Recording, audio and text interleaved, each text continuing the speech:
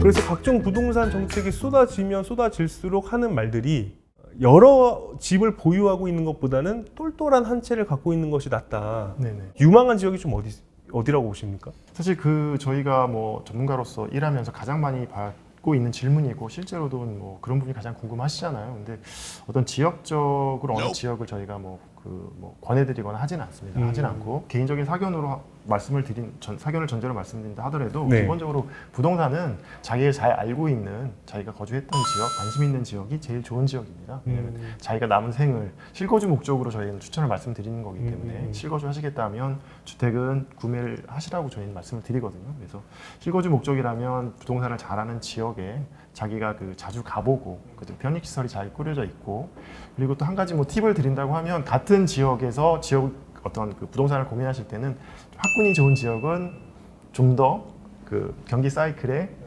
둔감하더라. 이런 말씀을 드리고 싶습니다.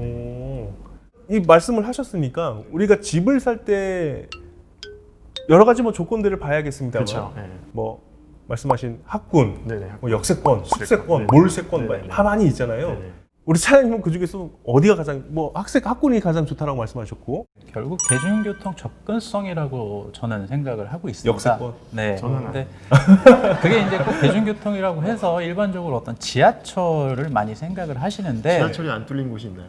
우리나라? 지하철 이제 서울은 거의 지하철이 대부분 다 닿는다고 보시면 되겠지만 그 지하철 말고 광역 접근성이라는 거를 좀 보게 되면 요즘에 BRT라든지 네네네. 아니면 어떤 광역 버스 시스템이 상당히 잘 되어 있습니다. 네네네. 그렇기 때문에 지하철의 어떤 보완 대책인 어떤 교통수단이라고 볼 수는 있지만 전반적으로 그 대중교통 범주 안에 들어있는 중요한 또 역할을 하는 그 광역 교통 체계에 가장 중요한 저는 요소라고 생각을 하고 있습니다. 그렇군요. 네, 어쨌든 직주 근접이면서 주거 비용이 좀 적게 들어가는 거를 고려를 할 때는 결국에는 광역교통망을 볼 수밖에 없습니다. 서울에 사실 젊은 세대들이 집을 자기 힘으로 돈을 벌어서 구매를 한다는 거는 쉽지 않죠. 거의 이제 불가능한 일이 됐다고도 생각을 하기 때문에요. 네. 그렇게 되면은 결국 조금씩 외곽으로 나갈 수밖에 없는데 그렇게 됐을 때는 아무래도 이제 직장과의 어떤 접근성이 지하철이 아니더라도 닿을 수 있는 광역교통망이 그래도 좀 연결이 되어 있는 데들이 앞으로는 좀 더 유망해지지 않을까. 서울시의 어떤 집값이 많이 빠지지 않는 이상 그렇게 될 것 같습니다. 1인 가구가 지금 10가구 중 3가구라고 하고 그렇죠. 이 가구 수가 점차적으로 증가하고 있다라고 네네네. 해요. 그래서 말씀하신 것처럼 서울의 집값이 너무나도 폭등한 상황이기 때문에 젊은 사람들은 서울에 입성하고 싶어도 못하니까 외곽으로 빠질 수밖에 없고 근데 출퇴근은 서울로 해야 되니까 말씀하신 것처럼 광역 접근성 그것도 그 부분도 좀 맞는 이야기인 것 같고요. 방금 말씀하신 상당히 중요한 부분입니다. 우리나라 인구가 네. 주택 가격은 인문학적 배경을 벗어나서 얘기를 할 수가 없거든요. 기본적으로 인구가 늘면 주택이 많이 필요한 거잖아요. 네네네. 근데 이제 인구 한 명당 우리나라 인구 한 명당 주택이 필요한 게 아니다 보니까 사실 인구하고 주택하고의 관계를 볼 때는 세대수를 많이 보는데 그 인구는 지금 완만하게 기울기가 지금 낮아지고 있는 상황이고 실제로 올해 6월 10,000명 정도 줄어드는 상황입니다. 네, 줄어드는 그것이 상황입니다. 저출산 네네. 영향일까요? 네네, 저출산 영향이죠. 예. 그리고 하지만 이제 세대수가 꾸준히 늘었는데 그럼에도 불구하고 그 영향을 끼친 부분이 1인 가구, 2인 가구가 증가를 했다는 거죠. 그래서 지금 최근에 그저께 나온 710 대책을 보시면 거기 서민 실수요자 부담 경감이라는 구원책이 있는데 거기 보면 생애 최초 특별 공급 확대 이런 부분이 있습니다. 그래서 네. 국민주택 같은 경우에 기존에 이제 그 생애 최초 특별 공급 부분에 있어서입니다. 기본적으로 국민주택 같은 경우는 거의 한 85%가 특별 공급으로 공급이 되거든요. 네. 그 중에 85% 중에 25%가 음. 그 생애 최초 주택 구입자들에게 지원이 되는 부분인데 이런 것도 적극 활용하시고 그러기 위해서는 청약이 있어야 되는 거잖아요. 그리고 민영주택 같은 경우는 거의 한 50% 정도는 일반 분양을 하고 나머지는 특별 공급을 하는데 그 중에 이제 생애 최초가 그 공공택지 같은 경우는 15%, 민영택지 같은 경우는 7% 정도 책정이 돼 있기 때문에 네. 아무래도 경쟁이 모집단이 작기 때문에 청약을 했을 경우에 당첨 확률이 높아지는 거잖아요. 네. 이런 것들을 잘 활용하시면 그 청년들의 진입 장벽을 낮추려고 하는 노력들이 계속 있거든요. 다주택자들은 예전에 임대사업자를 등록을 하면 네. 세제 혜택을 주겠다라고 네. 했었는데 네. 이번 대책을 보니까 임대사업자의 세제 강화가 또 있어서 또 그 부분들이 또 이제 볼멘 소리가 나오고 있거든요. 네, 아주 적당한 지금 질문을 주셨는데 저희 전문가. 결국에는 710 대책의 어떤 또 핵심이라고 또 볼 수도 있는 내용이기도 한데요. 네. 주택임대사업자 같은 경우에는 최초의 정부 정책 자체가 주택임대를 양성화를 해서 네. 임대 시장을 안정화를 꽤 하고 그다음에 그로 인하여 임대 시장이 안정화가 되게 되면 서민 거주 네. 주거 환경이라든지 이런 부분에 대해서 안정화를 꽤 하게 되면 공급체계. 여러 가지 아파트라든지 주택 포함해서 시장 환경이 안정적으로 조성될 거라는 그 전제 하에 세제 혜택을 많이 드렸거든요. 그러니까 임대인에게 네네네. 드린 거죠. 그러니까 네네. 주택 안정에 기여를 하고 있다라는 어떤 취지로 세제 혜택을 많이 드렸는데 이게 결국에는 정부도 사실 인정은 했습니다.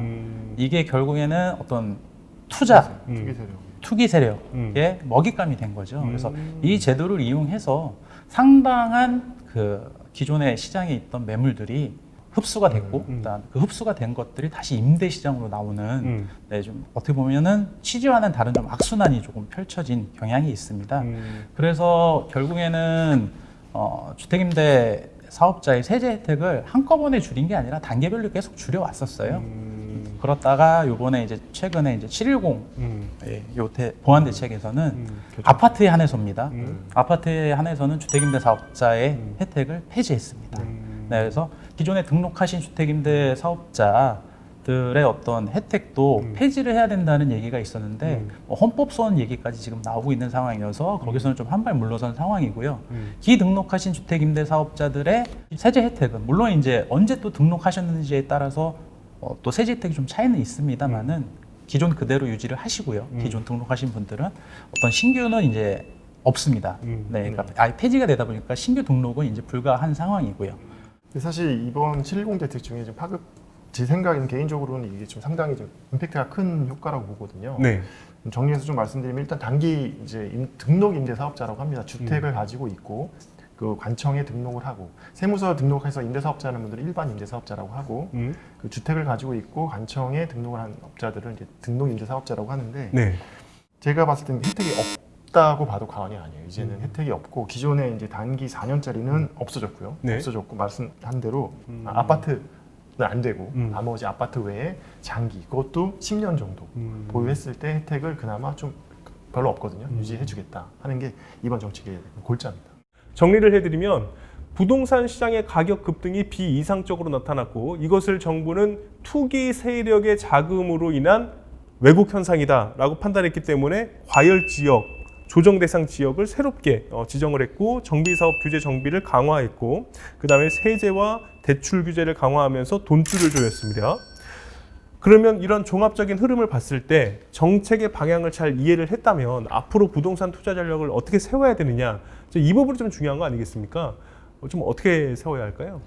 우리나라의 자산의 비율이라고 하죠. 부동산 자산 비율이 70% 가까이 육박한다고 하니까 제 생각에는 일단 자산 중 부동산 비율을 좀 최적화한다는 걸 좀 낮추고 그다음에 그 스펙트럼을 좀 넓게 보고 투자 자산 시장들이 많이 있기 때문에 좀 더 그 알을 나눠 담는다는 그런 차원에서 그 투자를 좀 더 다각화하고 그리고 부동산에 관심이 많다 하시면 이제 앞으로는 주거용 부동산보다는 수익형 부동산들도 많이 있거든요. 수익형 부동산에 눈을 돌리셔서 수익형 부동산의 어떤 자본이득보다는 보유 기간 동안에 어떤 수익을 창출하는 어떤 건전한 긴 호흡의 부동산 투자 전략을 가져가시는 게 어떨까 이런 생각을 해봤습니다. 오늘 저희가 짚어봐야 할 포인트들은 다 짚었거든요. 네. 마지막으로 우리 부장님하고 차장님이 영상을 보고 계시는 시청자분들에게 하고 싶으신 이야기가 있다면 그 이야기 해주시고 이제 인사드리도록 하겠습니다. 구독, 좋아요, 알람 설정 부탁드리겠습니다. 네. 피플라이프는 노무, 세무, 법무, 부동산에 이르기까지 다양한 금융 전문가들이 포진되어 있기 때문에 원스톱 서비스를 받아보실 수가 있고요. 오늘은 보신 것처럼 에스테이트라는 부동산 자문 전문가분들 이렇게 부장님하고 차장님이 자리해 주셔서 정보를 전해드렸습니다. 계속해서 다양한 전문가분들 초빙을 해서 아주 양질의 정보들 전해드릴 테니까 말씀해 주신 것처럼 보험 클리닉 채널 구독, 좋아요, 알람 설정 부탁드리겠습니다. 자, 오늘은 여기서 인사를 드리고요. 다음 시간에 더욱더 알찬 소식으로 인사를 드리도록 하겠습니다. 함께 해주셔서 대단히 감사합니다.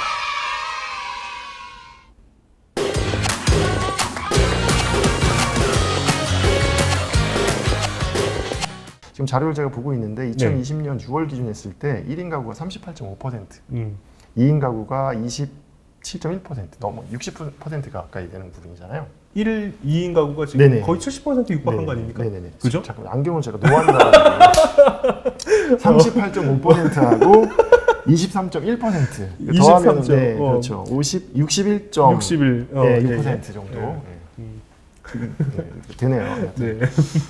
늙는다는 건 좀 슬퍼요. 보험 클리닉 디플라이프